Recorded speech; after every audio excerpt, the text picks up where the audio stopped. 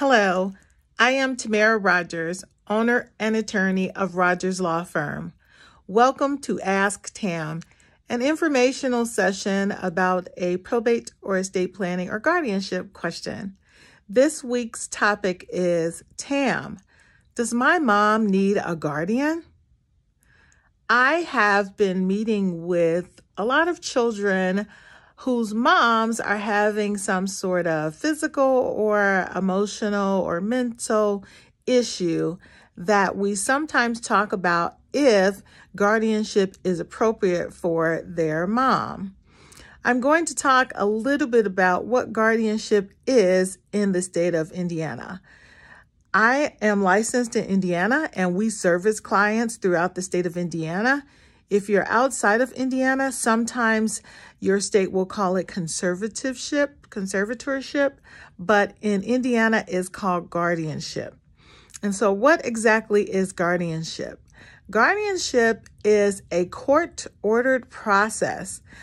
Here we open it through a probate matter, and it is a court process where the court will appoint someone to be over the person, we call it a ward, W-A-R-D, and make decisions for that person. It is a very serious type of court process because you essentially are removing the usual constitutional rights that we all have to make decisions about our finances, health, any sort of decision, buying power. When you become a guardian over an adult ward, the court and the state essentially takes away your parents' constitutional rights to make those decisions, and you are appointed over her to make those decisions for her. So it is a very serious and often a step that we consider after trying other options. Why would this be good for your mother? Guardianship requires a few things. The main thing is it requires that your mom is deemed as having some sort of incapacity is the legal term, but in everyday terms, that means she has the inability. So she's unable to make major decisions for herself in daily functioning and daily living because of a number of reasons. And there has to be a physician who explains and provides a report to the court that supports that your mother is incapacitated and unable to make those decisions. Some examples of incapacity could be she's currently unconscious and maybe in a coma. Your mom could have some sort of memory loss or issue like dementia or Alzheimer's that has progressed to the point that she's unable to be aware enough to make decisions for herself, or she's making unsafe decisions for herself. So those are just examples.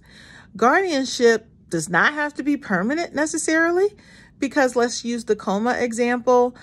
Sometimes people recover from being in a coma because it could have maybe been a medically induced coma, and then the person, your mom, can maybe come out of the coma. And if she comes out of the coma and is able to function regularly at some point, then a guardianship can be terminated.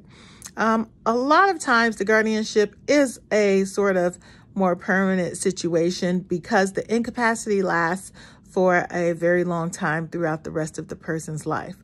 Another key thing that you have to show in the state of Indiana is that you've tried other less serious options and less restrictive options than guardianship.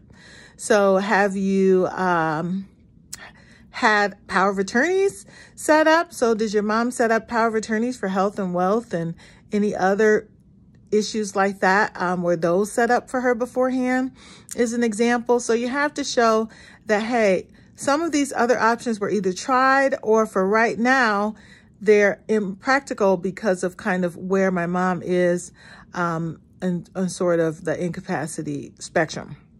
And so the court will sometimes appoint someone called a guardian ad litem, which is someone who sort of speaks on your mother's behalf and makes recommendations to the court. So in summary, There has to be some sort of incapacity where she's unable or unwilling to make those decisions, and the physician has to file a physician's report after doing an exam of her. And guardianship can be temporary or a more permanent situation, and you have to show that you've tried to use other avenues that are less serious to sort of care for her.